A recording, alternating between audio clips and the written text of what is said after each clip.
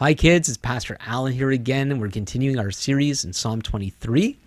And so let's read it together, and then we're going to look at the first part of verse 3. A Psalm of David.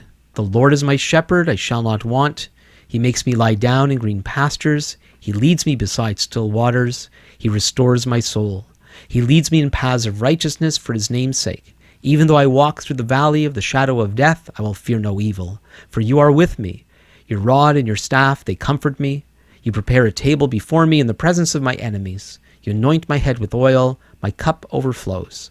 Surely goodness and mercy shall follow me all the days of my life, and I shall dwell in the house of the Lord forever. So this week we're looking at the first part of verse 3 in the original, the Hebrew language. It's actually only two words. In English, it's He restores my soul.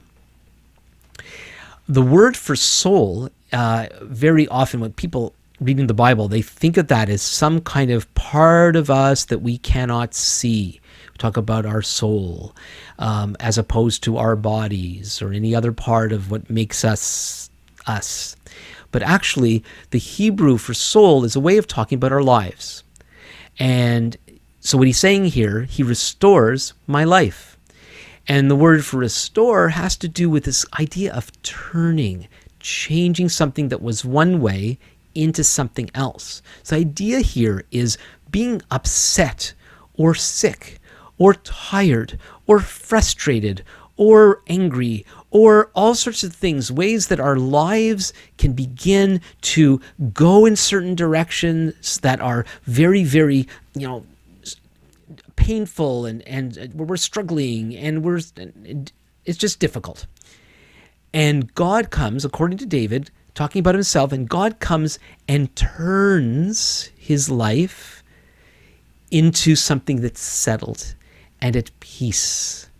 And so it's going from pain to no pain, from sadness, maybe not very happy, but at least calm and content, maybe to happy, maybe excited.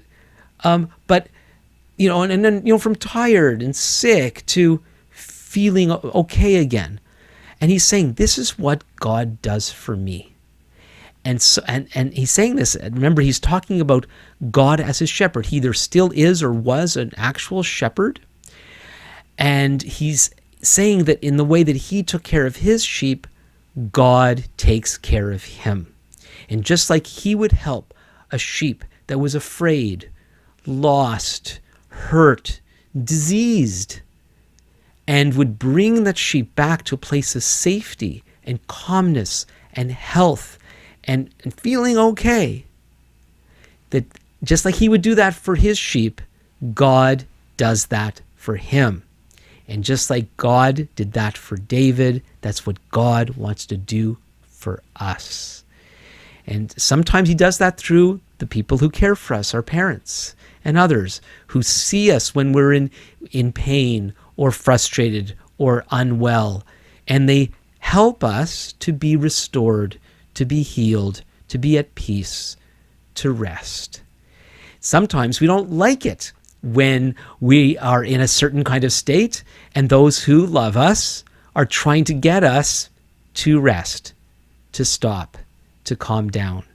And so we need to learn to cooperate with the people who love us, because most often, they know better than we do. And certainly God does. And God will often do things in our lives to make us stop, to help us calm down, to be at peace, and to be healthy. If we find ourselves in a situation where we are frustrated, angry, sad, not well, hurting, we could ask our Heavenly Father, our shepherd in heaven, to come and restore our lives.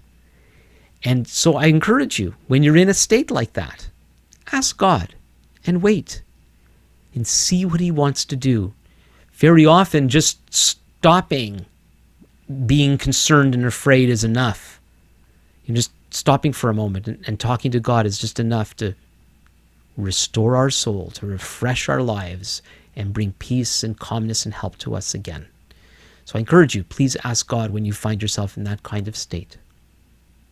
Let's pray.